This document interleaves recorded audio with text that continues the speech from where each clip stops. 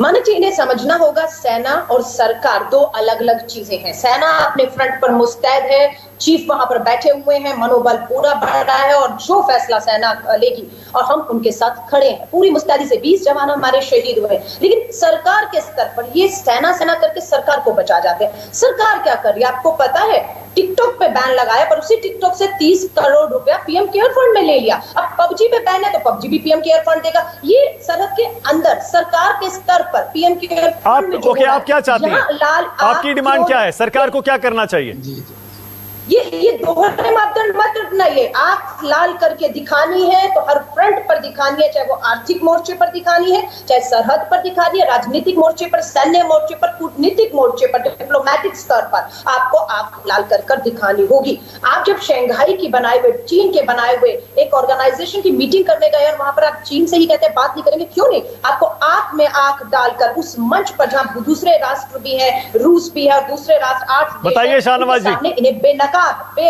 करना। इस डिबेट में आर पार भाजपा और कांग्रेस की बात नहीं है। यहाँ कोई जीत भी हम हासिल करने नहीं आए। बात भारत और चीन की सरहद पर जो तनाव है उसको लेकर है। और बात सिर्फ एक व्यक्ति राहुल गांधी जी की नहीं है। राहुल गांधी जी कांग्रेस के सबसे बड़े नेता हैं, विपक्ष की सबसे बड़ी आवाज है। जितने भी रक्षा विशेषज्ञ, पूर्व सेना के अधिकारी हैं, मीडिया की खबरें हैं, आप लोगों की अखबारों में उसे पढ़ के ही जानकारी मिल रही है। उम्मीद तो कर रहे थे कि देश के, क्योंकि आपने सही कहा, सियासत जिंदाबाद। कहां है देश के रक्षा मंत्री? 29 और 30 को ये दूसरी बार चीन हिमाकत करता है। 29 और 30 को, 28 को देश के रक्षा मंत्री कहां थे? ट्विटर हैंडल पे खोजने की कोशिश की, मिले लखनऊ में भाजपा के कार्यकर्ताओं को संबोधित कर रहे थे। 31 अगस्त को दोबारा खोजा कि चलिए अब क्या कर रहे हैं, अब भी देखा लखनऊ में भाजपा के कार्यकर्ताओं को संबोधित कर रहे हैं। उसके बाद ट्विटर हैंडल पे गए देश के विदेश मंत्री एस जयशंकर जी के, उन्होंने कहा उन्हें समझ नहीं आ रहा, उनकी समझ से परे है, ये उनके शब्द है, उनकी समझ से परे है कि चीन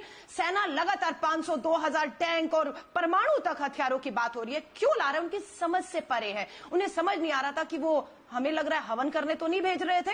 किस लिए भेज रहे थे आपको समझ आना चाहिए था। देश के प्रधानमंत्री जी आपसे जब प्रेस वार्ता के माध्यम से जी आपको अमीश देवगन जी और प्रेस के बहुत लोगों को बुलाकर मीडिया में बात करके देश के जनता के सवाल, ताकि गुमराह ना हो, सच्चाई सामने आए, प्रेस वार्ता करनी चाहिए। वो प्रेस वार्ता से बच रहे हैं पिछले 6 सालों से। उसके बाद उम्मीद की जाती है कि चलिए ये लोगों से, देश से बात करेंगे, पर वो देश से एक तरफा मन की बात करके एक तरफा चले जाते हैं। और जो उनको नापसंद किया, एक सेकंड पूरी करने, नापसंद किया गया, ठीक है। तीसरी, संसद में वो कहते हैं, राहुल जी ट्वीट करते हैं और देश के बारे में सवाल करते हैं, ये सुरक्षा से जुड़ा है, तो चलिए संसद बुला लीजिए, बुला रहे हैं, उसमें सवाल करने दीजिए। उसमें भी आप सवाल नहीं कर सकता, विपक्ष कुछ नहीं पूछ सकता, और फिर आप कहते हैं देश गुमराह हो रहा है। मैं आपको कहूंगी, बर्बाद वर्सेस आबाद, बिल्कुल देश जीडीपी -23.9%, पूरी तरह जीडीपी, अर्थव्यवस्था बर्बाद हो चुकी है, पूरी बेरोजगारी है, देश बर्बाद है। आबाद अगर कोई है तो पीएम केयर फंड के माध्यम से मात्र भाजपा आबाद है। देश में 500 भाजपा के कार्यालय खुल चुके हैं और उन्हें सिर्फ अपनी पार्टी और अपने नेता की पड़ी है। आबाद भारतीय जनता पार्टी है, बर्बाद देश है। और ट्विटर पे भी रोजगार दो, प्रधानमंत्री मोदी जी रोजगार दो ट्रेंड कर रहा है। मुझे पूरी उम्मीद है देश के प्रधानमंत्री के कानों तक ये आवाज जरूर पहुंचेगी और उन्हीं का वायदा जिसे वह भूल चुके हैं, जिसमें उन्होंने खुद 1 साल में 2 करोड़ युवाओं को रोजगार देने का वायदा किया था। लेकिन हमने देखा नोटबंदी के बाद, तालेबंदी के बाद रोजगार देना तो दूर की बात, जिनके पास रोजगार थे उनके रोजगार भी छीन गए। उम्मीद करते हैं कि देश के प्रधानमंत्री इस देश की सबसे बड़ी समस्या को गंभीरता से लेंगे और युवाओं को न्याय देंगे, उन्हें रोजगार देंगे, क्योंकि यही युवाओं के 2 हाथ, जब रोजगार होगा, काम होगा, तभी देश का विकास होगा। बेरोजगार हाथ देश का विकास नहीं कर सकते हैं। ये कहना कि देश का विकास हो रहा है, लेकिन दूसरी तरफ अगर देखें कि करोड़ों युवा बेरोजगार हैं, तो कैसा ये विकास हो रहा है? कौन कर रहा है विकास? देश का युवा तो बेरोजगार है। सो मैं आपसे यही कहूंगी, ये सिक्के के 2 पहलू हैं कि अगर रोजगार नहीं तो विकास नहीं, और अगर विकास के दावे किए जा रहे हैं तो बेरोजगारी के आंकड़े उसे झूठा साबित कर रहे हैं। मैं आप सभी से कहूंगी, आज के इस भारतीय युवा कांग्रेस द्वारा शुरू किए गए इस ट्विटर ट्रेंड में हिस्सा लीजिए, रोजगार की मांग करिए।